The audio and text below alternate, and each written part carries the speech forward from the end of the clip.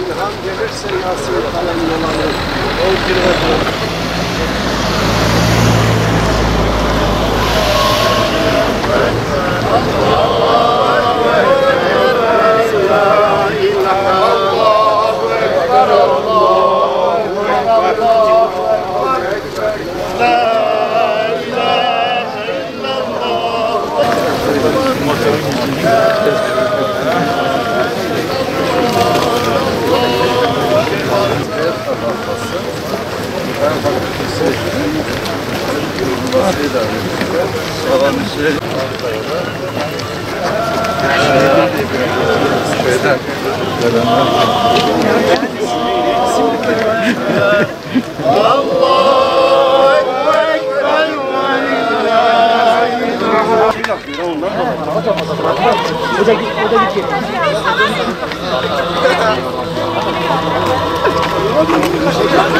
Ben yürüyorum.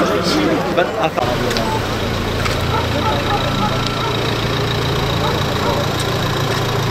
gözlerini hareket etsin. aç oğlum, aç oğlum.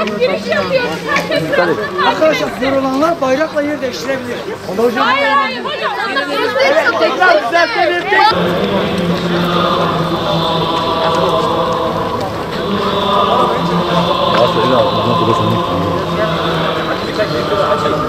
Tekbir!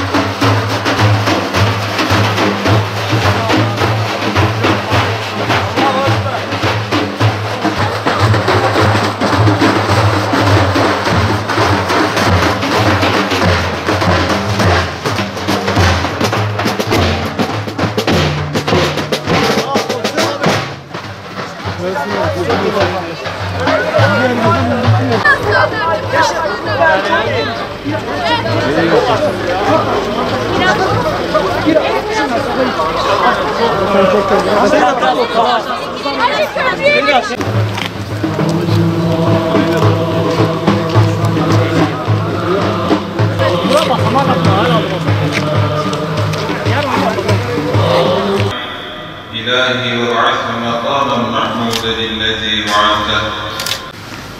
الله أكبر. بسم الله الرحمن الرحيم. الحمد لله رب العالمين الرحمن الرحيم مالك يوم صراط الذين أنعمت عليهم غير المغضوب عليهم ولا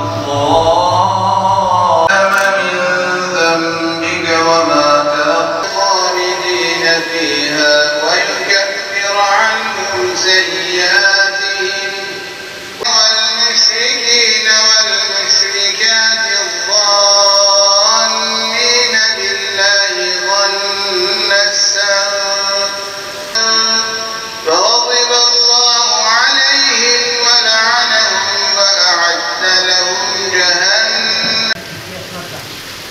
الله أكبر.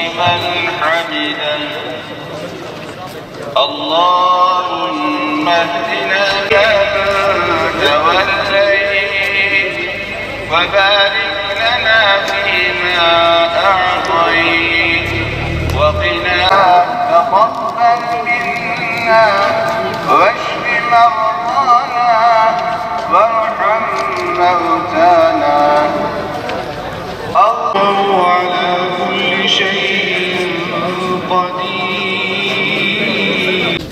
بسم الله الرحمن الرحيم.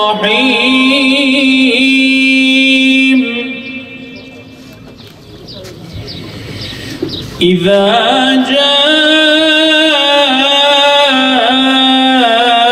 نصر الله والفتح ورأيت الناس يدخلون في دين الله أفواجا فسبح بحمد ربك واستغفر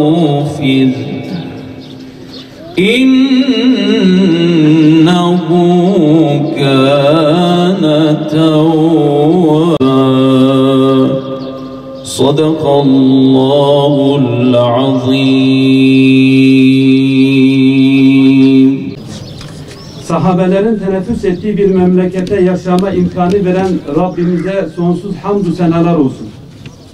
O sahabeleri birer yıldız gibi yetiştirip dünyanın dört bir yanına gönderen Resul-i Ekrem Efendimiz Aleyhisselatü Vesselam'a yıldızların sayısınca hamdü selatü selam olsun. Sahabenin 1382 yıl önce Diyarbakır'ı fethettiği böyle bir seher vaktinde burada bulunmak elbette ki anlamlıdır. Diyarbakır'ı diğer şehir ve bölgelerden ayırıp önemli bir konuma getiren Diyarbakır'da bulunan sahabe ve peygamberlerin kabirleri ve makamlarıdır. Diyarbakır çok erken dönemlerde Resulullah Aleyhisselatü Vesselam'ın vefatından 7 yıl sonra miladi 639 yılında İslam'la tanışmıştır. İslam'ın Diyarbakır'ın fethine katılan sahabeden bir kısmı burada şehit olmuş. Ayrıca fetihten sonra ailelerini de buraya getirmekle burada yüzlerce sahabenin yaşadığı bir şehir olmuştur. Böylece sahabeye miras kalan peygamberler şehri Diyarbakır bundan sonra aynı zamanda sahabe şehri olmuştur. O sahabeler ki Kur'an-ı Kerim'de Cenab-ı Allah onlardan razı olmuştur. Onlar da ondan razı olmuşlardır. İltifatına mazhar olanlardır. Göreni ve beni göreni gören bir Müslümana ateş değmeyecekti buyuruyor. Bir başka hadis-i şerifte bir yerde ölen ashabından hiçbirisi yoktur ki kıyamet günü oranın ahalisine bir nur ve onlara cennete sevkte bir rehber olmasın buyuruyor. Bundan dolayıdır ki ne mutlu bu memleket halkına, ne mutlu burada bulunan insanlara ki inşallah kıyamet gününde yüzlerce rehberi sahabe olacaktır inşallah. Din, Medine ve medeniyet kavramları arasında bir önemli ilişki var. Din eğer bir hayat tasavvuru ise bu tasavvur Medine'de yani şehirde gelişir. Medinelerin sayısı arttığında bir medeniyet olur. İslam medeniyetinin inşasında Diyarbakır çok ama çok önemli bir yere sahiptir.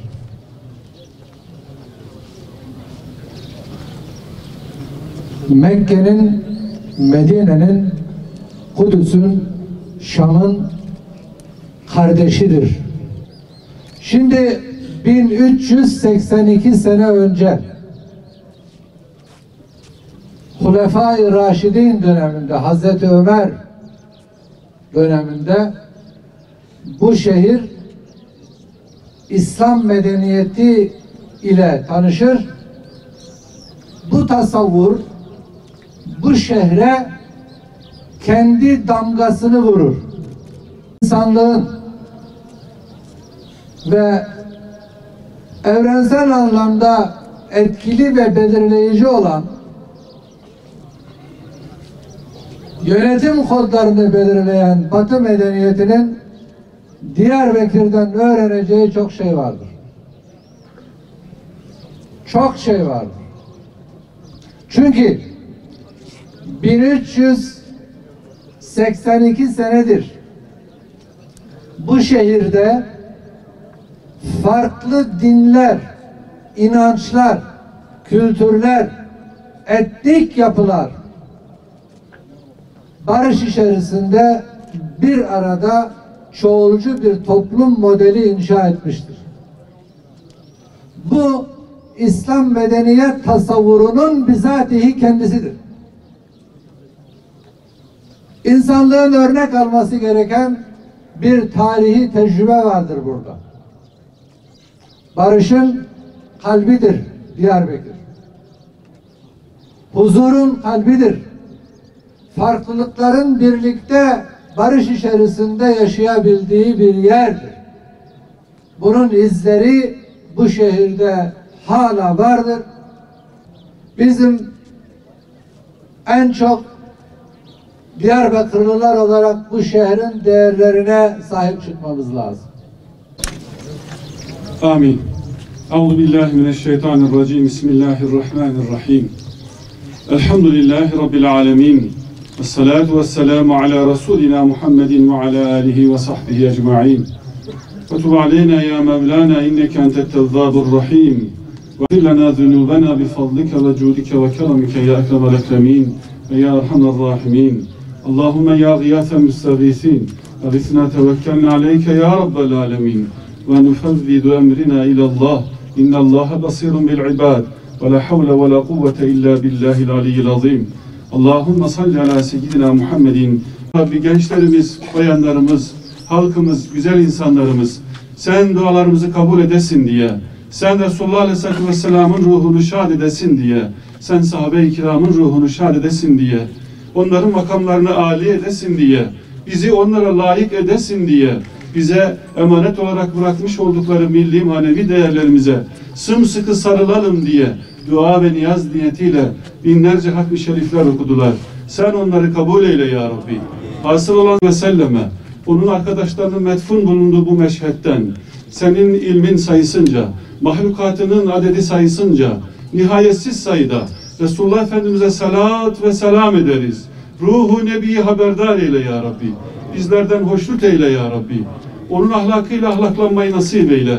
Onu sevmeyi nasip eyle. Olmak isteyenlere, asrın sahabesi olmak isteyenlere, asrın sahabesinin izinden gitmek isteyenlere sen yardım eyle ya Rabbi. Allah'ım onlara vermiş olduğun, sahabeye vermiş olduğun imandan bize de ihsan eyle.